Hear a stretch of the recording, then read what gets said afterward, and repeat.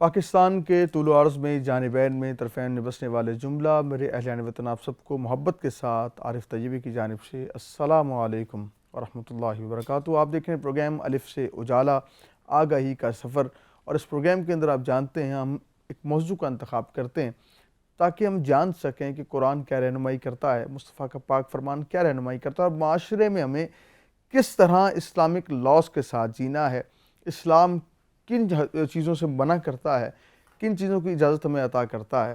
اور ہم دیکھتے ہیں کہ اگر ہم اسلام کے تابع ہو کے زندگی گزارتے ہیں تو زندگی ہماری حسین ہو جاتی ہے، مستنیر ہو جاتی ہے۔ تو ہماری کوشش ہوتی ہے ایسے موضوعات کو پروگرام کا حصہ بنائیں جو بہت کم زیر بحث لائے جاتے ہیں۔ آج کا موضوع بہت ضرورت وقت موضوع ہے، بہت جاندار موضوع ہے۔ اس پر بات تو میڈیا ہاؤسز پر تقریباً ہوتی رہتی ہے، لیکن ہم کوشش کریں گے کہ آج جو ہے ان اینگل سے بات کی جائے جو آج سے پہلے کبھی ڈسکس نہیں ہوئے۔ ہم بات آج کریں گے جنات کے اوپر کہ جنات جو ہیں وہ کس طرح جو ہے وہ انسان کو جو ہے وہ ان پہ اٹیک کر سکتے ہیں، کس طرح جنات جو ہے آپ کی کاموں میں رکاوٹ ڈال سکتے ہیں۔ کیا جنات کا مدخل ہے کسی رکاوٹ ڈالنے کے لیے، یا صرف محض باتیں بنی ہوئی ہیں، یا جنات اگر وجود رکھتے ہیں، یقیناً وجود رکھتے ہیں تو کس حد تک ان کے احساس سے وہ کیا کر سکتے ہیں، یا صرف جو ہے کچھ لوگوں نے باتیں بنا رکھی ہیں اپنے کام چلانے کے لیے۔ اس پہ تفصیلی آج انشاءاللہ ہم کوشش کریں گے، بات کریں گے۔ ڈاکٹرز بھی ہمارے ساتھ ہوں گے، ہمارے ساتھ جو ہے وہ علماء اکرام بھی ہوں گے، ساتھ ہم جب بات کریں گے تو ہمارے پاس اس حوالے سے ممتاز نام بھی ہمارے ساتھ ہوگا۔ اپنے پینل کا تعارف کرواؤں گا، ایک ایسی شخصیت جو بہت زیادہ پسند کی جاتی ہے سیرت کے حوالے سے، جب بھی ہم دیکھتے ہیں ٹی وی چینلز کے اوپر تو ان کا نام ممتاز نظر آتا ہے۔ ڈاکٹر طارق شریف زادہ ہمارے ساتھ ہیں، آج کے موضوع پر آپ کو خوش آمدید کہیں گے۔ السلام علیکم۔ وعلیکم السلام سر آپ کے آنے کا بہت شکریہ۔ الحمدللہ، بہت شکریہ۔ ان کے ساتھ تشریف فرما ہیں میں اگر یہ کہوں اسٹرالوجر ہیں، بڑی ڈیٹیل سے اس پہ بات کرتے ہیں، جنات ان کا سبجیکٹ ہے باقاعدہ، اس پہ پوری سیریز کر چکے ہیں، تو ہم نے ان کو آج مدعو کیا کہ اس کے بارے میں جان سکیں کہ انسانی زندگی پہ کیا اثرات ہوتے ہیں اور وہ کیا جو ہے وہ معاملات کہاں تک پہنچ جاتے ہیں۔ سکندر رضوی صاحب ہمارے ساتھ ہیں، آپ کو خوش آمدید کہیں گے۔ السلام علیکم۔ وعلیکم السلام۔ آپ کے بھی آنے کا شکریہ، بہت شکریہ۔ اور میڈیکل پوائنٹ آف ویو سے بات کی جائے تو ڈاکٹر حسیب احمد ملک ہمارے ساتھ ہیں، نور تھیلیسیمیا فاؤنڈیشن سے ان کا تعلق ہے، ایک ایسی فاؤنڈیشن نور تھیلیسیمیا جو تھیلیسیمیا کے بچوں کے لیے کام کر رہی ہے، اور ایسا ایک نیک کام ہے کہ اگر آپ اس میں شامل ہو جائیں تو آپ کی زندگی جو ہے وہ جنت نظیر بن سکتی ہے۔ ان کو بھی خوش آمدید کہیں گے۔ السلام علیکم۔ وعلیکم ڈاکٹر صاحب السلام۔ آپ کے بھی آنے کا بہت شکریہ۔ Thank you. آغاز کرتے ہیں ڈاکٹر صاحب سے کہ ڈاکٹر صاحب جنات کی ہم بات کر رہے ہیں، جنات بھی اللہ کی مخلوق ہے، اور لیکن ہم دیکھتے ہیں کہ جب بھی جن کا ذکر کیا گیا تو شر کے ساتھ کیا گیا، خیر والا کبھی معاملہ نہیں سنا کہ کسی جن نے کوئی خیر بھی کی ہو۔ تو اس حوالے سے آپ کیا کہتے ہیں، قرآن کیا کہتا ہے، مصطفیٰ کا پاک فرمان ہماری کیا رہنمائی کرتا ہے؟ بسم رب محمد کریم علیہ الصلوۃ والتسلیم۔ سب سے پہلے تو یادآوری کا شکریہ، اور ہمیشہ کی طرح آج کا عنوان جو ہے وہ بھی زندگی کے لیے بڑا ایک دلچسپی پر مبنی ہے، اور ہم یہ دیکھتے ہیں کہ یہ ان چند انتہائی زیادہ زیر بحث آنے والے عنوانات میں سے ہیں جس کے اندر کیونکہ تجسس کا پہلو بہت غالب ہے، اور ظاہری طور پر کسی چیز کے اندر تجسس کا ہونا وہ لوگوں کی رغبت کا ذریعہ بنا کرتا ہے، اس لیے صدیوں سے اس عنوان کے اوپر بحث جو ہے وہ جاری ہے، اس کے اوپر گفتگو ہوتی آ رہی ہے، اور کسی نہ کسی درجے پر میں یہ سمجھتا ہوں کہ جو چیزیں تجسس کے ذیل میں زیر بحث آتی ہیں ان کے بارے میں اکثر اوقات انفارمیشن کم اور ڈس انفارمیشن جو ہے وہ زیادہ پھیلتی ہے۔ سو یہ جو عنوانات ڈس انفارمیشن کے ذیل میں آ جاتے ہیں ان پر پھر کیونکہ تشنگی رہتی ہے اور مسلسل اس کے اوپر جو ہے وہ مکالمہ جاری رہتا ہے۔ آپ کے آج کا عنوان اور آپ کا سوال جو ہے میں یہ سمجھا اس سے کہ جو ہمارے ہاں بنیادی طور پر جنات کا تصور پایا جاتا ہے، یہ آپ نے بالکل درست فرمایا کہ عمومی طور پر ہمارے ہاں اس کا جو تصور، پہلا تصور جو قائم ہوتا ہے، پہلا خیال جنات کے حوالے سے سوچتے ہوئے بولتے ہوئے ہمارے ذہنوں پر جو وارد ہوتا ہے وہ ان کی نسبت جو ہے وہ شر کے ساتھ کرتے ہوئے ہمیں نظر آتی ہے، جبکہ ہم جانتے ہیں کہ اللہ رب العزت کے ہاں تو یہ جیسے اور بہت ساری مخلوقات اللہ کی خلق کی ہوئی اسی طرح یہ بھی ایک اللہ کی مخلوق ہے، اور خود سرکار دو عالم صلی اللہ علیہ وسلم کے ہاں جو ہے وہ جنات کے ساتھ جو ہے وہ کئی معاملات جو ہیں وہ سیرہ طیبہ جو ہے اس کے اندر ہمیں اس کے احوال جو ہے وہ نظر آتا ہے، اور خود قرآن حکیم کے اندر اس کی اہمیت کا اندازہ اس بات سے لگائی کہ اللہ رب العزت نے خود اپنی ایک عظیم المرتبت صورت جو ہے اس کا پورا عنوان ہی اس نام اور اس کی نسبت سے جو ہے وہ قرار دیا ہے۔ تو ایک تو اس کی حقیقت کے حوالے سے، اور میں ہمیشہ یہ بھی دیکھتا ہوں کہ اس طرح کے موضوعات پر اکثر افراط اور تفریط کا شکار ہو جاتے ہیں لوگ، یعنی ایک طبقہ آپ کو وہ ملے گا جو یکسر اس کا انکار کرتا ہوا نظر آئے گا، اور ایک طبقہ وہ وہ ہے جو سارے معاملات یعنی زندگی میں کسی طرح کی بھی کوئی خیر یا شر داخل ہو رہا ہے، کوئی اچھائی یا برائی ہو رہی ہے، کوئی غیر متوقع صورتحال زندگی کے اندر داخل ہو رہی ہے، تو اسے فوری طور پر یہ جو ما فوق الفطرت غیر مرئی چیزیں ہیں جنہیں عام آپ یا اپنی ظاہر کی اور جسم کی آنکھ سے نہیں دیکھ پاتے، ان کے ساتھ اسے منسوب کر دیا جاتا ہے۔ حالانکہ سچائی یہ ہے کہ جیسے دین رحمت باقی سارے معاملات میں اعتدال کی تعلیم دیتا ہے، اس کے حوالے سے بھی میں سمجھتا ہوں علم اور آگاہی کے درجے پر بھی اور پھر اس سے آگے بڑھ کر عقیدے کے درجے پر بھی ہمیں جو ہے وہ اعتدال کے ساتھ اس کے بارے میں بات کرنی چاہیے اور سوچنی چاہیے۔ جیسے میں نے پہلے عرض کیا، قرآن حکیم میں کئی جگہ اس کے حوالے سے تذکرہ ملتا ہے، اور پھر ایک پوری صورت جیسے میں نے عرض کی کہ وہ اس کے ساتھ وابستہ ہے۔ خود سرکار دو عالم صلی اللہ علیہ وسلم کے ہاں جو ہے وہ جنات کا احوال یہ ہے کہ جیسے سرکار ختمی مرتبت کو سارے عالمین کے لیے رحمت بنا کر بھیجا گیا، سارے عالمین کی طرف مبعوث کیا گیا، ان عالمین میں جہاں انسان آپ کا اول سامع ہے، یعنی انسانیت جو ہے وہ آپ کے اولین سامعین میں شامل ہے، انسانوں کے بعد آپ صلی اللہ علیہ وسلم کا پیغام اور آپ کا کلام اس کا جو سب سے یعنی بڑا طبقہ سامع ہے وہ جنات کا طبقہ ہی ہے۔ قرآن پاک میں بھی اللہ تعالیٰ نے مخاطب کیا نا جن و انس کو، اور آپ یہ دیکھیں کہ سرکار دو عالم صلی اللہ علیہ وسلم نے تو اتنی وضاحت کے ساتھ فرمایا، یعنی ان کی تعلیمات سے جو روشنی ہم تک پہنچی اس کے مطابق آقا کریم فرماتے ہیں کہ کچھ جنات ایسے ہیں جو پروں والے ہیں اور وہ اڑتے پھرتے ہیں، کچھ جنات ایسے ہیں جو قیام کرنے والے ہیں، کچھ جنات ایسے ہیں جو سانپ اور مختلف جانور جن میں کتا اور بلی ہے اس کی شکل کے شامل ہیں۔ تو یہ اس سے کیا پتہ چلتا ہے کہ جب عمومی طور پر جو اس کی نفی کرنے والے لوگ ہیں وہ یکسر اس کا انکار کر دیتے ہیں، تو بنیادی بات یہ ہے کہ اس کا مطلب ہے کہ کہیں نہ کہیں ان کا وجود ہے، اور ان کا وجود جو ہے وہ کسی نہ کسی انداز میں میری اور آپ کی زندگی کے اندر کہیں نہ کہیں اپنا حصہ جو ہے وہ کنٹریبیوٹ بھی کر رہا ہوتا ہے، یا اس پوری سوسائٹی کو کہیں نہ کسی انداز میں متاثر کر رہا ہوتا ہے۔ جناب علی کرم اللہ وجہہ الکریم تو یہاں تک فرماتے ہیں کہ جب ایک شخص نیا گھر تعمیر کرتا ہے اور اپنے دوستوں کو مدعو کرتا ہے اور انہیں بتاتا ہے کہ میں یہ جو گھر ہے اس میں پچھلے 5 سال سے رہ رہا ہوں، 10 سال سے رہ رہا ہوں، حتیٰ کہ 50 سال سے رہ رہا ہوں، تو وہ جو وہاں پر موجود جنات اور ان کی طرح کی اور غیر مرئی نہ نظر آنے والی مخلوقات ہیں، وہ اس کے اس کلام پر ہنستی ہیں اور کہتی ہیں کہ ہم یہاں صدیوں سے رہ رہے ہیں، یعنی یہ ہمارا صدیوں سے بشیرہ ہے اور ہم اسے اپنا مقام نہیں کہتے، ہم اسے اپنے ساتھ منسوب نہیں کرتے، گویا اس کی اونرشپ نہیں لیتے، اور یہ ابھی چند برسوں سے یہاں آیا ہے اور اس کا عالم یہ ہے کہ یہ اس کو اپنی ملکیت سمجھنا شروع ہو گیا، یعنی اتنی طویل عمریں پانے والی مخلوق جو ہے وہ بھی اس احساس کے ساتھ ان میں ایک بڑا طبقہ ایسا ہے جو اس احساس کے ساتھ زندگی گزارتا ہے کہ یہ سارا عالم فانی اور بھارت اور ہمیں اللہ رب العزت کی بارگاہ میں دوبارہ پیش ہونا ہے۔ اور یہ جو ہمارے یہاں کے اعمال ہیں، یہ بڑی ایک اہم بات ہے کہ جیسے ہمارے ہاں اعمال کے اوپر یعنی انسانوں کے حوالے سے اللہ رب العزت کے ہاں حشر کے دن اللہ رب العزت کے سامنے ہم نے جواب دہی ہونی ہے، ہم سے پوچھا جانا ہے کہ آپ کو خیر کی قوت بھی عطا کی گئی تھی، شر کی قوت بھی عطا کی گئی تھی، اور آپ نے اس کا استعمال کیسے کیا ہے۔ جنات کا معاملہ بھی اس طرح کا ہے، یہ کم لوگ اس طرف توجہ رہتی ہے اور علماء کی طرف سے بھی کم اس پہ بات ہوتی ہے کہ جنات جو ہیں ان کو بھی اللہ رب العزت نے ان دونوں قوتوں کے ساتھ دنیا کی طرف بھیجا ہے، یعنی ان کے اندر خیر کی قوت بھی۔ جنات جنت میں جائیں گے؟ جی، جنات سرکار دو عالم کی حدیث مبارک ہے کہ جو ذی روح ہیں ان کے اندر بہت سارا ایک بڑا طبقہ ایسا ہے جو اللہ کی اذن کے ساتھ جو ہے وہ اس کا حصہ بنے گا۔ اس میں بڑی ایک اہم بات یہ ہے، وہ جو میں نے خیر اور شر کی بات کی، کہ اللہ نے دونوں قوتیں ان کو عطا کر رکھی ہیں، اور گو کہ کیونکہ اس میں ایک مسٹری زیادہ پائی جاتی ہے، تجسس زیادہ پایا جاتا ہے، اس لیے نیگیٹیوٹی کو اس کے ساتھ جوڑنا اور اس کے حوالے سے سننا زیادہ لوگوں کو اپنی طرف متوجہ کرتا ہے۔ کہ جنات کہتے ہیں کہ بنے ہیں آگ سے، تو جنت میں یہ جانا دیکھیں، ایک ہے قالب جس سے آپ کا خمیر آیا، جیسے میں مٹی سے بنا ہوں، اور جنات جو ہیں ان کو اللہ نے آگ سے بنایا، بلکہ آگ کی لو سے بنایا، ایک شعاع ایسی ہے جس سے آگ کی شعاع سے اللہ تعالیٰ نے اس کو تخلیق کیا ہے۔ لیکن ان میں جو صالحین ہیں ان کے لیے رسول اللہ صلی اللہ علیہ وسلم کی بشارت ہے، وہ لوگ جو ہیں ان کے لیے بھی اسی طرح جنت کا معاملہ ہے۔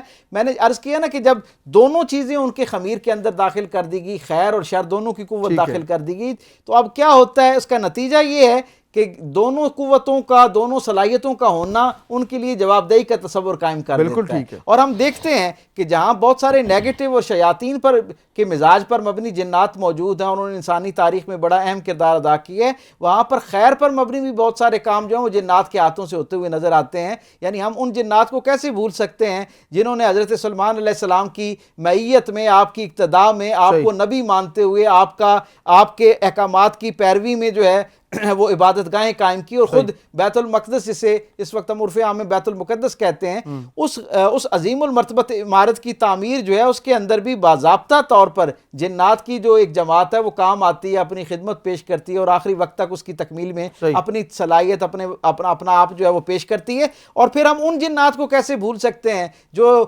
وادی ذی طویٰ میں میرے اور آپ کے رحمتیں اور بشارتیں تقسیم کرنے والے رسول سے آ کے ملاقات کرتے ہیں اور حضور کی فجر کی نماز میں پڑھی جانے والی آیات مقدسہ کی تلاوت سنتے ہیں تو وہ سفر میں رہنے والا وہ جو قافلہ ہے جنات کا وہ وہاں رک جاتا ہے اور ایک فاصلے پر قیام کرتا ہے اور میرے کریم رسول ان کی طرف جاتے ہیں اور ان کو دیکھ کر ان کو محسوس کرتے ہوئے اصحاب نہیں دیکھ پاتے. یہ دیکھیں کتنی اہم بات ہے کہ یعنی اس سے ہمیں یہ پتہ چلتا ہے جو لوگ یکسر ان کے ہونے کا انکار کرتے ہیں, میں سمجھتا ہوں ان کے لیے اس میں دعوت فکر ہے کہ اصحاب موجود ہیں اسی جماعت میں اور وہ نماز کے مکمل ہونے کے بعد اذکار میں مشغول ہیں اور رسول رحمت صلی اللہ علیہ وسلم وہاں سے اٹھتے ہیں, ان کا قریب ہونا, اس جماعت کا رکنا, اس کو ملاحظہ فرماتے ہیں اور اللہ کی دی ہوئی اجازت اور اذن کے ساتھ, صلاحیت کے ساتھ, بصیرت کے ساتھ ان تک پہنچتے ہیں اور ان کو قرآن حکیم کی آیات کی تلاوت ان پر کرتے ہیں اور وہ جماعت جو ہے اس سے متاثر ہو کر نہ صرف یہ کہ رسول رحمت صلی اللہ علیہ وسلم کے دست اکبرس پر ایمان لاتی ہے بلکہ جس طرح اصحاب کی مختلف قافلے اور ٹولیاں جو ہیں وہ حضور کے زمانے میں حضور سے اجازت پا کر اپنے اپنے علاقوں کو پلٹتی تھیں اور وہاں لوگوں کے اندر اس دین کا خیر پہنچایا کرتے تھے, حضور کے پیغام کی ترویج کا ذریعہ بنتے تھے اصحاب رسول یعنی جو انسانوں میں سے تھے. بالکل اسی طرح جنات کے اندر بھی ایسے صحابی جنات موجود تھے جنہوں نے رسول اللہ صلی اللہ علیہ وسلم سے اجازت پائی اور اجازت پانے کے بعد وہ اپنے اپنے علاقوں میں اور قرآن عرضی میں پلٹے اور اپنی مخلوقات کو مخاطب کر کے ان کو دین کے ساتھ وابستہ کرنا شروع کیا. اور یہ صرف اس وادی کا ہی معاملہ نہیں ہے, جہاں آپ دیکھیں کہ جس وقت غزوہ خندق ہو رہی ہے تو وہاں پر بھی سرکار دو عالم صلی اللہ علیہ وسلم کے پاس ایک جماعت آتی ہے اور حضور ان پر قرآن کی تلاوت کرتے ہیں اور ان کو روزمرہ, اس میں بڑی ایک اہم بات ہے, میرے کریم آقا ان کو روزمرہ زندگی کے آداب سکھاتے ہیں. یہ بڑی اہم بات ہے. اس سے یہ ہمیں پتہ چلتا ہے کہ جنات کے ہاں بھی ایک پوری زندگی کا ویسا ہی نظام موجود ہے, کم و بیش جیسا انسانوں کے ہاں ایک زندگی گزارنے کا نظام موجود ہے, کیونکہ حضور جب ان کو اس کی تربیت کرتے ہوئے نظر آتے ہیں, تعلیم دیتے ہوئے نظر آتے ہیں کہ زندگی کے آداب کیا ہیں, کرینہ سلیقہ کیا ہے, رشتوں کا تقدس کیا ہے, یہ ساری باتیں جو حضور نے وہاں انہیں بیان ارشاد کی, اللہ کے رسول صلی اللہ علیہ وسلم سے تو کوئی غیر اہم بات مروی نہیں ہو سکتی نا, ان کی نسبت نہیں کی جا سکتی. آقا کریم نے اگر اس اہم ترین موقع پر جہاں خندق کھودی جا رہی ہے ان کے لیے الگ وقت نکالا اور ان کے ساتھ مکالمہ کیا, انہیں جو ایک طرح کی ہدایت اور رشد کیا, آپ تصور کیجئے کہ اس کا مطلب یہ کہ جنات کے اندر بھی ایک پورا نظام موجود ہے جس کی ہدایت سرکار دو عالم صلی اللہ علیہ وسلم سے ان تک آئی. بالکل ایسی خوبصورت انداز میں پورا احاطہ کیا اس معاملے کا.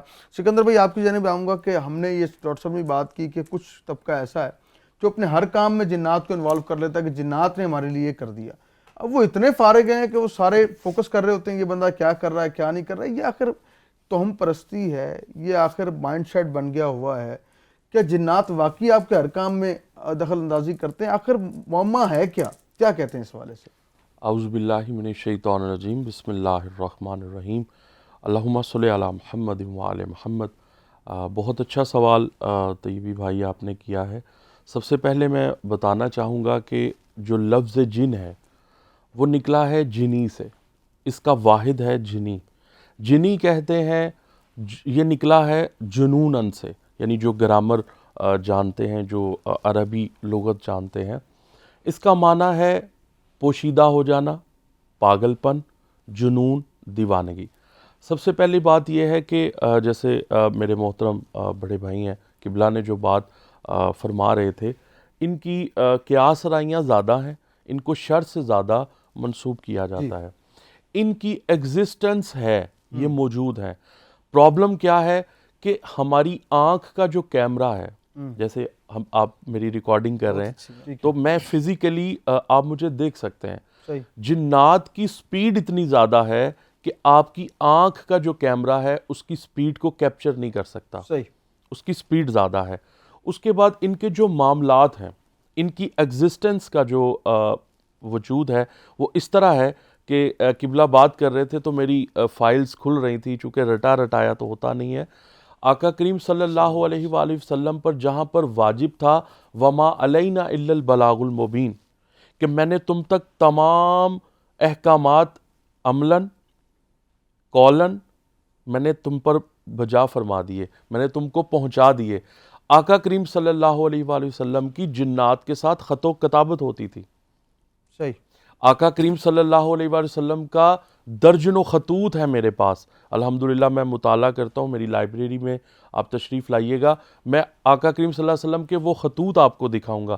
اس کے بعد اس کے ہونے کی دلیل یہ ہے کہ جنگ بیر علم مولا علی علیہ الصلوۃ والسلام کی مکمل ایک جنگ جو ہے, آپ کی بہت ساری جنگیں جو کفار کے ساتھ ہوئی, غزوہ خندق ہے, غزوہ احد ہے, اسی طرح ایک جنات کے ساتھ مولا علی علیہ الصلوۃ والسلام کی ایک جنگ ہے جس کو جنگ بیر علم کہتے ہیں. اور مولا علی علیہ الصلوۃ والسلام نے ان سے ایک عہد لیا کہ آپ ہمارے مسلم کو, ایمان والوں کو تنگ نہیں کریں گے.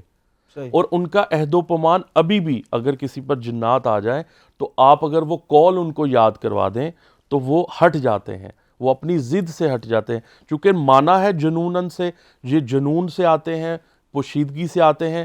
اس کے بعد بات ہو رہی تھی, آپ نے ایک سوال کیا تھا کہ کیا یہ جنت میں جائیں گے, تو آقا کریم صلی اللہ علیہ وسلم کی صحیح حدیث مبارکہ ہے کہ یہ جنت میں, جس طرح انسان جنت میں جائیں گے اس طرح جنات بھی جنت میں جائیں گے. اور ان پر ایک کبھی روشنی ہو جائے گی اور کبھی اندھیرا چھا جائے گا. جب اندھیرا چھا جائے گا تو یہ مایوس ہو جائیں گے. آقا کریم صلی اللہ علیہ وسلم جب جنت میں تبسم فرمائیں گے تو ان کے اوپر ایک روشنی ظاہر ہوگی جو وہ درود و سلام ان پر پھر پڑھیں گے. یہ جس طرح درود و سلام جنت میں پڑھیں گے, اس جنت عدن میں, یہ جنت کے ایک مقام ہے جنت عدن, یہ انسانوں کو نظر نہیں آئیں گے. یعنی اللہ رب العزت نے دو کیٹیگریز جنت میں رکھی ہیں, ایک انسانوں کی جنت, صحیح, جنت الماوا ہے, جنت العدن ہے, ٹھیک ہے, جنت الفردوس ہے, جیسے 7 جنتوں کا تذکرہ ہے, وہاں پر جنات جہاں پر رہیں گے یہ جنت عدن میں رہیں گے. اس کے بعد علامہ طبرانی علیہ رحمہ اپنی بہت بڑے جید علماء میں سے ہیں, وہ اپنی کتاب میں جو ہے لکھتے ہیں, اور جناب صوبہ رضی اللہ تعالیٰ عنہ ایک بڑے جید صحابی ہیں, انہوں نے آقا کریم صلی اللہ علیہ وآلہ وسلم سے پوچھا کہ آقا کریم فرمائیے کہ جنات کی کتنی اقسام ہیں. تو آقا کریم صلی اللہ علیہ وآلہ وسلم کی زبان اطہر سے 3 چیزیں نکلتی ہیں, یا قرآن یا حدیث قدسی. تو آقا کریم صلی اللہ علیہ وسلم کی جو صحیح حدیث ہے انہوں نے اس کی 3 کیٹیگریز بتائیں. انہوں نے کہا ایک جنات کی قسم ایسی ہے جو انسانوں نما ہے, ٹھیک ہے, جو انسان کی ہم شکل ہے, اچھا, ان کی روح شیطان کی ہے. اچھا, اسی طرح ایک دوسری مخلوق ہے جو اڑنے پر, جن کے پر ہیں, وہ اڑنے پر جو ہے وہ اپنی مطابقت رکھتے ہیں, فوقیت رکھتے ہیں.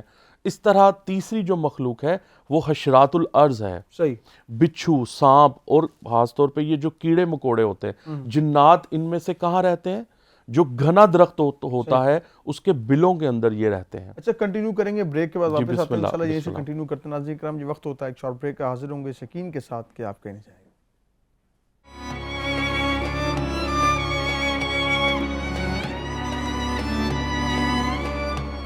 خیر مقدم ناظرین کرام, آپ دیکھ رہے ہیں پروگرام الف سے اجالا, آگاہی کا سفر. خوبصورت پروگرام ہے اور ساتھ ساتھ موضوعات بہت جاندار ہے. جنات کے حوالے سے بات کی جا رہی ہے. جس طرح بریک سے پہلے سکندر رضوی صاحب کہہ رہے تھے کہ جنات جو ہیں وہ 3 قسم کے ہوتے ہیں, ایک پر والے ہیں, ایک آپ کے ہم شکل ہیں لیکن ان کی روح جو ہے وہ شیطانی ہے, اور تیسرے وہ جو رینگتے ہیں شرط الارض میں.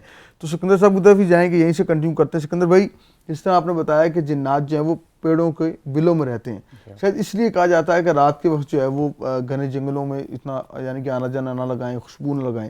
اس حوالے سے یہیں سے کنٹینیو کیجیے گا پلیز. جی, اللہ رب العزت نے ان کا مسکن جو بنایا ہے, اڑنے والوں کے لیے الگ بنایا ہے. اچھا, انسان کی جو شکل میں ہے وہ تو ہم میں رہتے ہیں. اچھا, وہ کیسے رہتے ہیں؟ جی, وہ بازاروں میں ملتے ہیں, وہ آپ کے ساتھ سفر کرتے ہیں. اچھا, وہ آپ کی شکل کو جو ہے وہ اڈاپٹ کر سکتے ہیں. یہ بہت, چونکہ یہ مخلوق آج کی نہیں ہے, یہ انسان سے قبل ہے. اور اس کی اللہ رب العزت نے سورہ, جیسا کہ قبلہ نے بتایا کہ اللہ رب العزت نے پوری سورہ کا نام رکھ دیا سورہ جن, اور اس کے بعد سورہ احقاف کے اندر اس کا جو ذکر ملتا ہے بڑی کثرت سے ملتا ہے. نہیں تو کس طرح پتہ چلتا ہے, یا کون سی ایسی چیزیں ہیں کہ آپ جان سکتے ہیں یار یہ جن ہے؟ جی, اس کے اوپر تو دیکھیے نشانیاں کیا ہیں اس چیز کی؟ جی, جیسے مجھ سے ایک شخص نے پوچھا کہ اصل پتھر کی پہچان کیا ہے، تو میں نے کہا کہ اصل پتھر کی پہچان ہے آنکھ. وہ آنکھ جو ہونی چاہیے لیبارٹری، یعنی یہ علم ہے. اگر ہر انسان کو آپ کو پتہ چل جائے کہ یہ پتھر کی کس مادہ ہے یا یہ نر ہے، اسی طرح وہ آنکھ، آپ نے اکثر ذکر سنا ہوگا کسی نظر والے کے پاس جائیں، کسی آنکھ والے کے پاس جائیں. تو میں نے جیسا کہ پہلے عرض کیا اپنی بات کو میں تسلسل جوڑتا ہوں کہ ان کی سپیڈ اتنی زیادہ ہے. اب جیسا کہ میرا ایک ایسے خانوادہ میں پیدا ہوا کہ جہاں پر بہت زیادہ وظائف اور مریدین کا سلسلہ اور مراقبہ اور اس میں وہ تھا، تو جب آپ اس کی پریکٹس کر لیتے ہیں، جب آپ اپنی آئز کو کچھ ایسے خاص دروس ہیں، کچھ خاص وظائف ہیں، کچھ خاص طلسم ہیں، جب آپ وہ پڑھ لیتے ہیں تو آپ کو ان کی ایگزسٹنس کا پتہ چل جاتا ہے. ٹھیک ہے. تو جب آپ اس پہ مجربات پر آ جاتے ہیں یا اس میں کاملیت میں آ جاتے ہیں تو پھر یہ آپ سے گفتگو بھی کرتے ہیں، آپ سے ملاقات بھی کرتے ہیں اور آپ ان سے ہر کام کروا سکتے ہیں. اچھا. یہ اتنی پاورفل مخلوق ہے کہ آپ ان سے بہت سارے کام لے سکتے ہیں. جی، یعنی کہ آپ کہہ رہے ہیں کچھ بھی ان سے کام لے سکتے ہیں. جی بالکل. لیکن اس کا بھی طریقہ ہے، کوئی اگر بندہ ہو تو جی وہ تو آپ کو سیکھنا پڑے گا. جس طرح ڈاکٹر صاحب میرے ساتھ بیٹھے ہیں، ان سے آپ پوچھئے کہ آپ نے میڈیکل سیکھنے کے لیے کتنا عرصہ لگایا. ڈاکٹر صاحب کی طرف ہی جانا چاہ رہا ہوں. ڈاکٹر صاحب بڑی حیرت کے ساتھ اور بڑے جو ہے نا غور و فکر کے ساتھ سن رہے ہیں کہ آخر جنات جو کہ یہی نہ آ جائیں. ڈاکٹر صاحب یہاں پہ کئی پیشنٹ آپ کے پاس آتے ہوں گے، جی مجھے جو ہے وہ کوئی وہم سا ہو گیا ہے، کوئی پیشنٹ ایسا آ گیا کہ جس پہ جنات ہے، میڈیکل تو مانتی نہیں اس بات کو. تو آپ کے ساتھ یہ آپ میڈیکل سائنس کے حوالے سے بتائیے گا، کیا دیکھتے ہیں ایسے لوگوں کا، یا آپ کتنا کس چیز سے بلیو کرتے ہیں اور کتنا کا آپ کا ایکسپیرینس ہے اس حوالے سے کہ جو پیشنٹ آتا ہے وہ نارملی پیشنٹ ہوتا ہے یا کوئی ڈاکٹر بھی کہتا ہے کہ اسے روحانی مسئلہ ہے؟ میں نے آج تک نہیں سنا کسی ڈاکٹر نے کہا کہ یہ روحانی مسئلہ آپ لے جائیں. کیا کہتے ہیں اس حوالے سے؟ جی بہت شکریہ پہلے تو دعوت دینے کے لیے پروگرام میں. اچھا، اس حوالے سے ایسا ہے کہ جو سائنس ہے وہ بیسیکلی فیکٹس پہ یا ایسی چیزوں پہ چلتی ہے جن چیزوں کو آپ یا آنکھوں سے دیکھ سکتے ہیں، ٹھیک ہے، یا کانوں سے سن سکتے ہیں، یا ناک سے اسمیل کر سکتے ہیں، یا ٹیسٹ کر سکتے ہیں، اور یا ٹچ کر سکتے ہیں. ٹھیک ہے. یہ 5 احساسات ہیں جو ہر بندے میں ہوتے ہیں، ٹھیک ہے. اور انہی چیزوں پہ جو ہے وہ سائنس چلتی ہے. جو چیز ان چیزوں سے علاوہ ہوگی اس کو سائنس نہیں مانتی. اچھا. یا ریسرچ کو مانتی ہے اور یا ان چیزوں کو مانتی ہے. ٹھیک ہے. تو اس لیے یہ ایک وجہ ہے کہ جس کی وجہ سے میڈیکل سائنس میں بھی جنات کو نہیں مانا جاتا یا ان کی ایگزسٹنس پہ جو ہے وہ ایک سوالیہ نشان رہتا ہے. صحیح. البتہ اگر ہم دین کے پوائنٹ آف ویو سے بات کریں تو ظاہر ہے ہمارا تو ایمان ہے کہ قرآن میں اگر ایک نقطہ بھی ہے تو وہ سچ ہے. بے شک. تو بلا شبہ قرآن میں جنوں کا ذکر آیا ہے، تو اس حوالے سے اگر بات کی جائے تو پھر تو بالکل ان کی ایگزسٹنس ہے. لیکن اگر سائنس کے حوالے سے یا میڈیکل سائنس کے حوالے سے بات کی جائے تو اس کے اندر کوئی ایسی چیز نہیں ہے جو ثابت کر سکے کہ یہ ایگزسٹ کرتے ہیں. دوسری آپ نے بات کی پیشنٹس کے حوالے سے، تو پیشنٹس اس طرح کے آتے ہیں جو یہ کہتے ہیں کہ انہیں کوئی چیز نظر آتی ہے یا کوئی آواز سنائی دیتی ہے جبکہ اس کا اصل میں ایگزسٹنس نہیں ہوتی. ٹھیک ہے. تو یہ چیزیں بھی کچھ بیماریوں کے اندر کامن ہوتی ہیں. اچھا. جن بیماریوں کو ہم نفسیاتی مرض یا سائیکیٹرک النس کہتے ہیں، جن میں جو ایک سب سے کامن ہے وہ اسکیزوفرینیا ہے، جس کے اندر انسان کو کچھ آوازیں سنائی دیتی ہیں یا اسے کوئی چیز بھی دکھائی دے سکتی ہے، لیکن اس کا تعلق جو ہے وہ سائیکالوجی سے یا اس کے ذہن میں وہ آپ کا ذہن نہیں ہوتا، لیکن وہ ریئلٹی سے نہیں ہوتا. صحیح ہے. اور باقی لیکن اس کو ابھی تک یہ میرا البتہ اس پہ ضرور پوائنٹ آف ویو ہے کہ کچھ چیزیں میڈیکل میں فائنل کبھی بھی نہیں ہوتی. ٹھیک ہے. ظاہر ہے نئی جب تک کسی ڈاکٹر کو کوئی جن نہ ملے تو پھر تو اس پہ بلیو نہیں کرتے. ہو سکتا ہے کہ اگلے کچھ سالوں میں، آنے والے سالوں میں کیا پتہ کوئی میڈیکل میں کوئی آ جائے، اس طرح پروف ہو جائے کوئی چیز. بالکل صحیح. میڈیکل کے اندر تو یہ ہے نا کہ انہوں نے ایک باڈی پر ریسرچ کرنی ہے، اس کے فشار خون پر، اس کی نیوران پر، یعنی جیسا کہ ڈاکٹر صاحب نے کہا کہ یہ فزیکل ایگزسٹنس پر بات کرتے ہیں. تو جیسے جنات کا جو مادہ ہے وہ ہے ہی غیر مرئی، اچھا اور ان کی اللہ رب العزت نے نو کو ہی ڈفرینٹ تخلیق کیا ہے. اچھا سکندر بھائی، ہم نے دیکھا ہے کہ سنتے ہیں جنات نے شادی کر لی کسی انسان سے. جی جنات کیا شادی کر سکتے ہیں انسان سے؟ اگر شادی کرتے ہیں پھر ان سے وہ جو انسانی ایک سلسلہ ہے شادی ہوا، تو یہ کیا جنات آپ سے شادی کر لیتے ہیں اور پھر کس طرح شادی کر لیتے ہیں؟ یہ کیا معاملہ ہے؟ اس والے پہ نظر ڈالیے گا. جیسا کہ بڑا اچھا سوال آپ نے کیا. لوگوں کو تجسس ہے، چونکہ لوگوں کو پوری انفارمیشن نہیں ہے. جنات بذات خود ایک بہت بڑا موضوع ہے، اور میرے خیال سے یہ ایک پروگرام میں ہم اس کو بیان نہیں کر سکتے، لیکن ہم اس کو ایک ڈھانچہ کھڑا کر سکتے ہیں، اس کا ایک کانسیپٹ صحیح کھڑا کر سکتے ہیں کہ اللہ رب العزت نے، ہم سمجھیں گے اس کی پہلے نو کیا ہے. اللہ رب العزت نے ان کو آتش سے خلق کیا، ان کو کھنکتی ہوئی آگ سے خلق کیا. اب انسانی جو ساخت ہے وہ مٹی، آگ، پانی، ہوا، اور پانچویں ہے امر اللہ جس کو روح کہا جاتا ہے. اسی طرح ان کی نو الگ ہے، لیکن یہ شادیاں ممکن ہوتی ہیں. لیکن جیسا کہ ان کے بچوں کا نسل ہے، افزائش نسل، اس کا جو نظام ہے وہ ایسا نہیں ہوتا. لیکن ان کو پین دینا انسانوں کو یا فیمیلز کو، یا فیمیل جیسا کہ دیو ایک جو میل ورژن ہے اس کا اپوزٹ پری، صحیح ایک فیمیل ورژن ہے. تو پری بعض اوقات بہت سارے سوشل میڈیا میں بہت زیادہ دیکھا گیا تھمبنیلز کے نیلی پری کا وظیفہ. جی جی ٹھیک ہے، آپ کو یہ بڑی عجیب و غریب سی چیزیں ہیں کہ جناب ہر بندہ اس پہ لگا ہوا کہ کیسے مل سکتی ہے.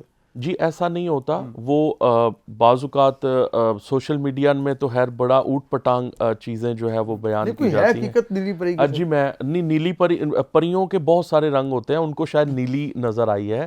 پریوں کو اللہ رب، جیسے انسانوں کا ہر رنگ ہوتا ہے، اسی طرح اللہ رب العزت نے، چونکہ رحمت العالمین بہت سارے عالم ہیں، تو ان کے ہر طرح کی ان کے طبقات ہیں، بلکہ یہاں تک کہ ان کے اندر بھی کافر اور مسلمان موجود ہیں، ان کے اندر بھی فرقاز بھی پائے جاتے ہیں، ان کے بیلیف سسٹمز بھی ہیں. اسی لیے تو ان کو جہنم اور جنت ملے گی کہ خیر والے اور برائی والے. اب آپ کا سوال ہے پری کا، تو نیلی پری بھی ہوتی ہے، ہر طرح کی ہوتی ہے.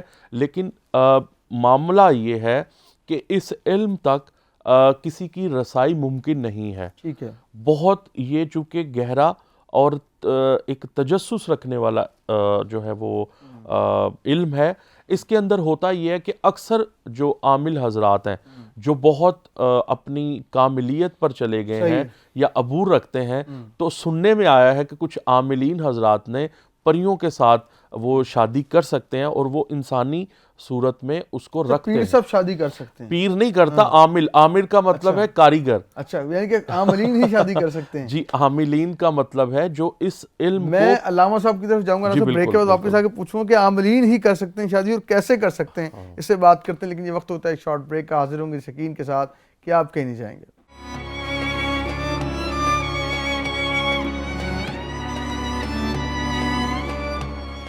خیر مقدم ناظرین کرام، آپ دیکھ رہے ہیں پروگرام الف سے اجالا. ہم جنات کے اوپر آج بات کر رہے ہیں، وہ کیسے انسانی زندگی کو اثر انداز کرتے ہیں، ان کے کپڑے کیا پہن سکتے ہیں، ان سے شادیاں کر سکتے ہیں.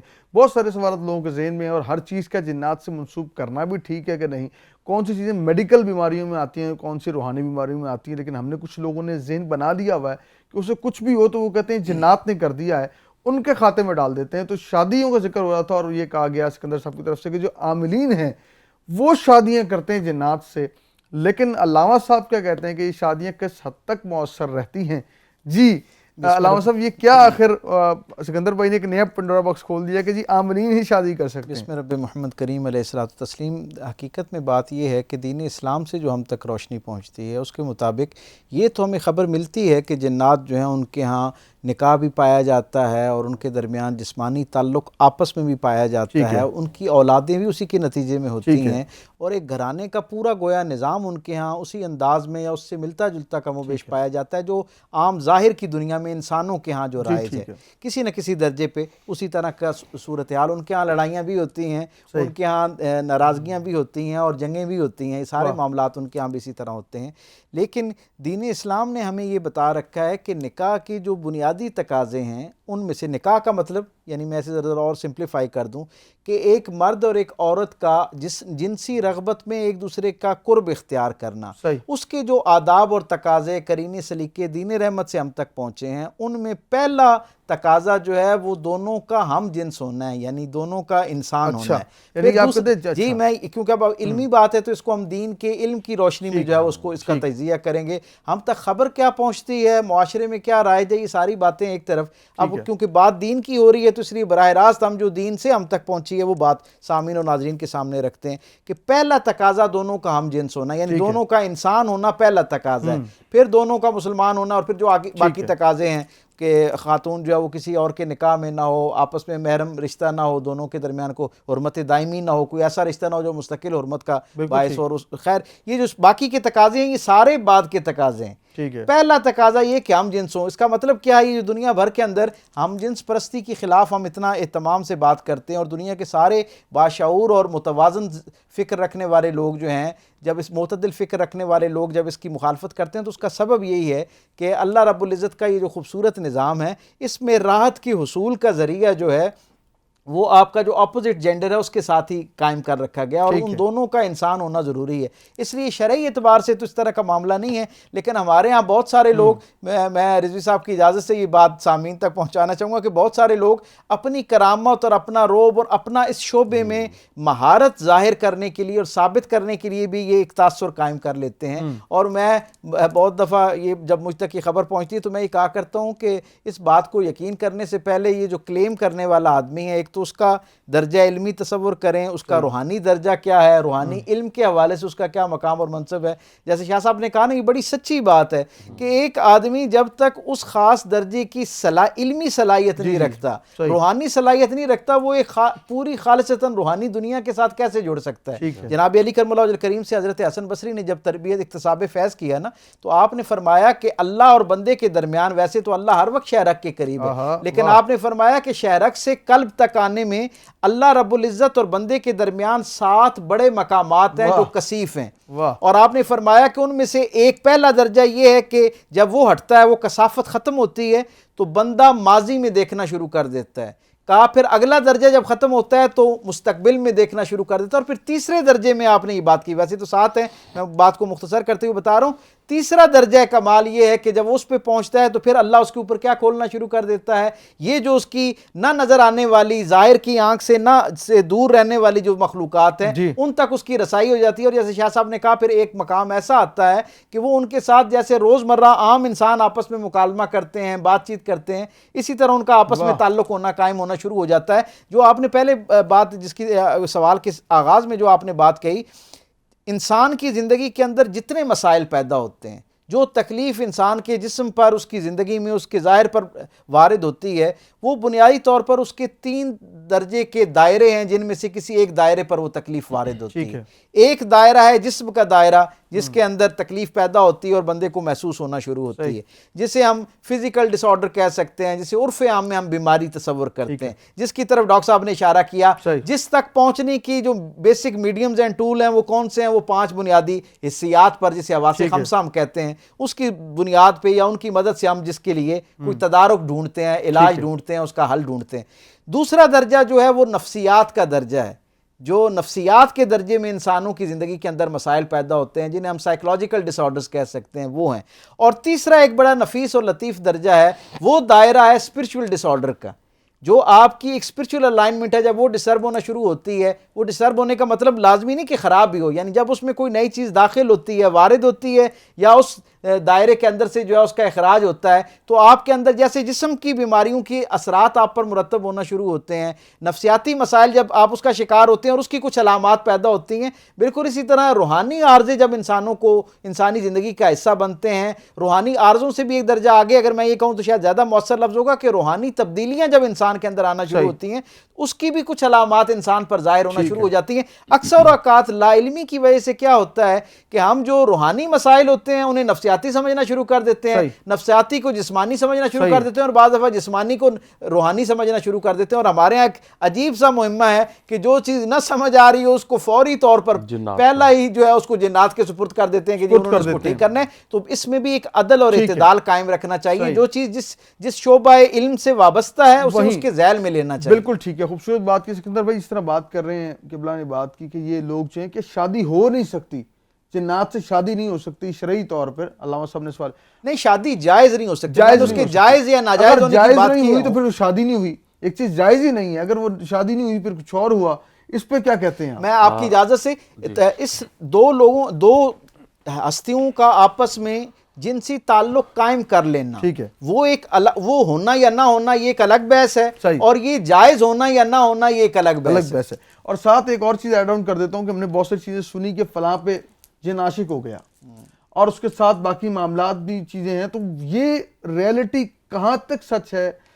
کیا واقعی کو حقیقت اس طرح کی ہے؟ آپ نے میری بات سنتے ہی قبلہ کی طرف آپ موو آن ہو گئے. میری پوری مکمل بات نہیں سنی آپ نے. قرآن حکیم فرقان حمید کے اندر ایک جملہ ہے سورہ مبارکہ میں, من شر الوسواس الخناس. کیا معنی؟ یہ جو دلوں میں صدور میں یعنی کہ آپ کے سینوں میں جو وسوسہ قائم کرتا ہے اس کا ڈپارٹمنٹ کس کے پاس ہے؟ خناس کے پاس. پتہ چلا سارے کام جنات نہیں کرتے. صحیح, سارے کام جنات کرنے پر معمور نہیں ہے. جنات کے اندر کچھ ڈپارٹمنٹس ہیں. جس طرح خناس کا جو ڈپارٹمنٹ ہے وہ بھائی کو بھائی سے غلط فہمی دور یعنی کہ ڈالنا, بیوی کو اپنے شوہر سے لڑوانا, یعنی وہ شرعی رشتے جو آپ کو قرآن نے جس کی حرمت رکھی ہے ان سے دور کرنا اور ان سے علیحدگی کرنا. اب جہاں تک بات آئی شادی, جس طرح خناس وسوسے پیدا کرتا ہے اسی طرح آپ کو ایک لمس ملتا ہے. جنات بھی ایک لمس دیتے ہیں. جیسا کہ یہ ایک غیر مرئی جو ہے ایک مخلوق ہے, تو لوگوں کے جب انسان اپنی ایک خاص ایک نہج پر آتا ہے علمی اور روحانی طور پر, تو اس کے پھر ریلیشنز اور اس کی جیسا میکانزم اس کے ساتھ جیسے جڑتی ہے وہ ان کی لینگویج بھی سمجھتے ہیں. بالکل ٹھیک. یہ بیسیکلی کمانڈ ہے, یہ ایسا نہیں ہے کہ آپ ان سے بات چیت کریں, آپ ان سے روابط میں رکھیں. ہاں وہ مخلوق کیا آپ سے چاہتی ہیں وہ آپ سے ہم کلام ہو سکتی ہیں. تو شادی کا تعلق, بڑی اچھی بات قبلہ نے کی, شادی کا تعلق ہے مینٹل انڈرسٹینڈنگ, فزیکل انڈرسٹینڈنگ, اور دین بھی اسی کو کہتا ہے. میں جب اسٹرالوجی کے اوپر ہم بات کرتے ہیں تو ہم ذائچے کے اندر دو چیزیں دیکھتے ہیں کہ کیا اس انسان کا دوسرے انسان کے ساتھ فزیکل انڈرسٹینڈنگ اور مینٹل انڈرسٹینڈنگ رہے گی کہ نہیں.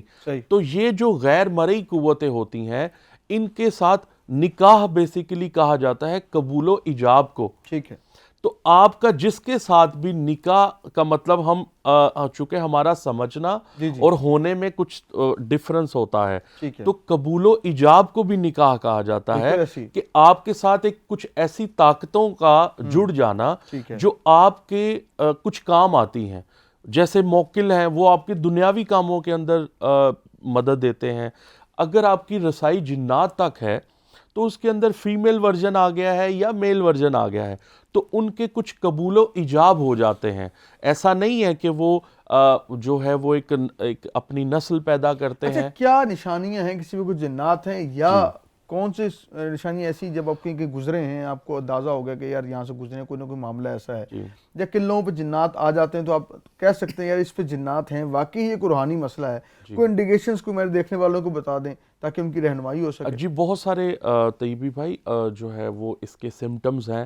جیسا کہ گھروں میں آپ نے اکثر سنا ہوگا کہ خون کے چھینٹے پڑنا, ٹھیک ہے, پانی کے چھینٹے پڑنا, آپ کے کپڑوں پر کٹ لگ جانا. اب اس کے کٹ کے 3 انداز ہیں, ایک ہے لمبے کٹ لگنا, ایک ہے بالکل گول لگنا, اور ایک ہوتا ہے تکونی کٹ لگنا. پھر گھر سے نقدی کا چوری ہو جانا, سونے کا چوری ہو جانا. اس کے بعد ایک ایسا بچہ جو حالت نادانی میں چلا جائے یا جنون میں چلا جائے, ٹھیک ہے, تو اس کو دیکھا جا سکتا ہے کہ آیا کہ جیسا کہ ہم ذائچہ بناتے ہیں تو ہم ذائچہ بنا کر دیکھ لیتے ہیں کہ کیا اس کے ذائچے کے اندر کون سے پلانٹ کے اندر آپ کو اب ایک میں نئی چیز بتانے جا رہا ہوں اس پروگرام کے توسل سے. آپ کی جو ہے اس پروگرام کے بہت بڑا ماشاءاللہ ایک چینل ہے, اس کے آج پیغام ریکارڈ کروانا چاہوں گا کہ جتنے بھی اللہ رب العزت نے بروج قائم کیے ہیں ان کے اوپر بھی جنات مرتب ہیں. صحیح. جیسے زحل کے اوپر الگ جنات ہیں, سیارہ مریخ کے الگ جنات ہیں, اور یہ جو ہے اس کی سائنٹیفک بھی اور قرآنک جو حوالہ جات بھی اور احادیث کے اندر بھی میں آپ کو دے سکتا ہوں. تو اس لیے بہت ساری درجنوں ایسے چیزیں ہیں, ان کی لیبارٹری میں آنا پڑے گا. ہر چیز کو چیک کرنے کے لیے ان کی ایک لیبارٹری قائم کی ہے. اگر آپ کو فزیکلی پرابلم ہے تو بلڈ ٹیسٹ کروانا پڑے گا, اگر آپ کو روحانی پرابلم ہے تو ذائچہ بنوانا پڑے گا. تو پرابلم یہی ہے کہ ہم ابھی تک جان نہیں پاتے کہ اس کو نفسیاتی مسئلہ ہے, روحانی مسئلہ ہے یا میڈیکلی مسئلہ ہے. تو ہم وہ جنات آپ کے کپڑے بھی پہن لیتے ہیں؟ جی بالکل پہنتے نہیں ہیں, سونگتے ہیں. اچھا, سونگتے ہیں, ان کے قریب آتے ہیں اور بعض اوقات اس پر اپنے پیشاب بھی کر دیتے ہیں, یعنی اس پر نحوست بھی قائم کر دیتے ہیں. اور آقا کریم صلی اللہ علیہ وسلم کی صحیح حدیث مبارکہ ہے کہ مومن کو چاہیے کہ تعوذ پڑھے, اعوذ باللہ من الشیطان الرجیم, جب بھی آپ کپڑے پہنیں یا کپڑے اتاریں. اگر آپ جنات کے شر سے محفوظ رہنا چاہتے ہیں یا اپنے باڈی اورا کو بہتر رکھنا چاہتے ہیں تو آپ تعوذ بہترین حل ہے اس کا. سر خواتین پہ ہی جنات کیوں عاشق ہوتے ہیں؟ جی ہم نے دیکھا کہ مردوں پہ تو بہت, خواتین کی ایک تعداد زیادہ ہے. جی وہ کیا ایسے معاملات ہیں کہ خواتین پہ جنات عاشق ہو جاتے ہیں؟ جی بہت اچھا سوال ہے آپ کا. اللہ رب العزت نے بعض اوقات انبیاء کو بھی امتحان میں ڈالا ہے, اوصیاء کو بھی امتحان میں ڈالا ہے. اس وقت ایک مومن عورتوں کو ایک بہترین سمجھ لیں ایک سزا ہے. جو عورت, جیسا کہ قرآن مجید فرقان حمید میں ہے, سورہ میں واضح فرمان ہے, اے میری امت کی ماؤں بہنوں بیٹیوں, اپنے گھر کی چار دیواری میں اتنا آہستہ چلو کہ تمہارے پہنے ہوئے زیور کی جھنکار تمہارا محرم بھی نہ سن سکے. تو جب بے پردگی آئے گی تو یہ بعض جو جنات ہیں وہ خیر پر بھی مامور ہیں اور شر پر بھی مامور ہیں. تو اللہ رب العزت نے جب عورت کے لیے بہترین پردے کا انتظام کیا ہے, تو جب آپ ایک دین کی وائلیشن کریں گے تو جنات تو عاشق ہوں گے. یہ ایک اذیت ہے, آپ اس کو انٹرٹیننگ نہ سمجھیں, آپ اس کو ایک اذیت بھی سمجھیں کہ اللہ رب العزت نے یہ ایک اذیت بھی رکھی ہے کہ اگر آپ بے پردگی کرو گے, فحش میں آ جاؤ گے, تو اللہ رب العزت کا یہ عذاب الہیہ میں سے ہے. ٹھیک ہو گیا جی. خوبصورت بات کی اسکندر بھائی نے, لیکن ساتھ ہی ساتھ ہم ڈاکٹر صاحب کی طرف جائیں گے. ڈاکٹر صاحب ساری بات سے آپ ان کے پروگرام کی منڈی کی طرف ہیں, تو میڈیکل سائنس جو ہے اس کو صاحب نے کہا کہ نہیں مانتی, اور شاید ان فیوچر میں مان بھی لے, کوئی تحقیق آ بھی جائے اس حوالے سے. تو آپ یہ بتائیں کہ آپ نے میڈیکل, آپ سے اندر کوئی ایسا ایکسپیرینس گزرا ہے آپ کی زندگی میں, یا کوئی ایسا کوئی پیشنٹ آپ کے اندر سے گزرا ہے جس سے آپ سمجھتے ہیں واقعی روحانی اس کو مسئلہ ہے, یا ڈاکٹرز جو ہیں کسی پوائنٹ پہ کوئی ایسی حد پہ آ کے کہیں کہ نہیں یار یہ ہمارے بس کی بات نہیں ہے, یہ کہہ لیں کہ یہ کوئی نیوٹریشن کا کام نہیں ہے, یہ کسی جو ہے نا وہ ہمارے نفسیات کا کام نہیں ہے, یہ واقعی کوئی روحانی معاملات ہیں, کوئی ایسی حد ہے جہاں پہ میڈیکل سائنس سے کہہ دیتی ہو کہ نہیں جی ہمارے بس سے یہ کام باہر ہے؟ دیکھیں جی, ایسا تو کوئی ایسی چیز نہیں ہے فی الحال کہ جس کے اندر یہ چیز سامنے آئے کہ کسی چیز کو ہم, کیونکہ ہم جو بھی ایسی ڈیزیزز جو دماغ سے ریلیٹڈ ہوں, جس میں کوئی اب جیسے کچھ بیماریاں ایسی بھی ہیں جس کے اندر مریض جو ہے وہ جان کے سمٹمز بتا رہا ہوتا ہے یا بڑھا چڑھا رہا ہوتا ہے, اٹینشن لینے کے لیے کر رہا ہوتا ہے, یا اپنے آپ کو بیمار دکھانے کے لیے کر رہا ہوتا ہے. تو ان ساری جو بیماریاں ہیں, یہ ساری سمٹمز ہیں, یہ کسی نہ کسی بیماری کے اندر کیٹیگرائز ہو جاتی ہیں. اچھا صاحب, ہم نے ذکر کیا نور تھیلیسیمیا کا ذکر کیا کہ آپ کو تعلق وہاں سے, نور تھیلیسیمیا کے بارے تھوڑا سا بتائیے کہ دیکھنے والوں کو یہ کیا کرتی ہے, یہ کہاں برانچیز ہیں, کس پہ کام کر رہی ہے؟ جی. نور تھیلیسیمیا فاؤنڈیشن ایک تھیلیسیمیا کے بچوں کے لیے ایک فاؤنڈیشن ہے. تھیلیسیمیا ایک بیماری ہے, خون کی موروثی بیماری ہے, جس کے اندر بچوں میں بلڈ کی پروڈکشن نہیں ہوتی اور انہیں ساری زندگی جو ہے وہ خون لگانا پڑتا ہے. اور اس سلسلے میں جو ہے وہ مختلف ہم بلڈ کیمپس کرتے ہیں, جہاں پہ ڈفرینٹ جو ہے وہ والنٹیئرز بلڈ ڈونیٹ کرتے ہیں اپنا, اور اس کے بعد اس کی سینٹر میں آ کے لیبارٹری میں اسکریننگ کی جاتی ہے، بلڈ گروپنگ کی جاتی ہے، بلڈ کو سٹور کیا جاتا ہے، اور جیسے جیسے جس بچے کو ضرورت پڑے اس کو ویسے ویسے بلڈ ٹرانسفیوژن کی جاتی ہے۔ کیونکہ یہ موروثی مرض ہے تو اس کے اندر پیرنٹس کے اندر کوئی سمٹمز نہیں ہوتے کیونکہ وہ کیریئرز ہوتے ہیں، اور ان کے اندر ایک تھیلیسیمیا مائنر کی ٹرم ہم یوز کرتے ہیں، وہ تھیلیسیمیا مائنر ہوتے ہیں یا کیریئرز ہوتے ہیں، ٹھیک، جس کی وجہ سے ان کے اندر کوئی سمٹمز نہیں ہوتے اور انہیں نہیں پتہ چلتا کہ وہ کیریئرز تھے انٹل انلیس کہ ان کی شادی ہو آپس میں صحیح، اور ان کے بچے کو تھیلیسیمیا میجر کا مرض لاحق ہو، جس کے اندر بچے کو شروع کے 3 مہینے کے بعد ہی بلڈ کی ضرورت پڑنا شروع ہو جاتی ہے، اور صحیح، جب تک اس کی زندگی ہو اس کو بلڈ ہی لگتا ہے، اور اس کا بون میرو ٹرانسپلانٹ کے علاوہ کوئی حل نہیں ہے، جو کہ پاکستان میں بہت کم جگہوں پہ اویلیبل ہے، اور اس کی کم سے کم بھی جو کاسٹ ہے وہ تقریباً 60-70 لاکھ روپے ہے۔ چلیں جی، بہت شکریہ آپ کا، اور ہم دعا کرتے ہیں کہ آپ اس کار خیر میں اللہ آپ کو مزید برکتیں کامیابیاں عطا فرمائے۔ سکندر بھائی آپ کا بہت شکریہ ادا کرتے ہیں، اور ساتھ ڈاکٹر صاحب آپ کا تہہ دل سے شکر گزار ہیں۔ ناظرین کرام، یہ موضوع اتنا بڑا ہے کہ سچ پوچھیں تو میری بھی تشنگی نہیں ہوئی۔ ہم اس کو انشاءاللہ ایک اور پارٹ کے اندر جو ہے اس کو ڈیٹیل ڈسکس کریں گے، کیا جنات کی وجہ سے آپ کی اموات بھی ہو سکتی ہیں، کیا عملیات کے ذریعے لوگوں کی اموات ہو جاتی ہیں۔ بہت سارے سوالات ابھی باقی سکندر صاحب سے، ڈاکٹر صاحب سے ہم انشاءاللہ ایک اور اس پہ رکھیں گے پارٹ، اور اس پہ ڈیٹیل سے انشاءاللہ بات کریں گے۔ لیکن جاتے جاتے آپ کو وظیفہ جو ہے آپ کو عنایت کرتے جائیں۔ آج کا جو وظیفہ ہے وہ درود پاک کا ہے۔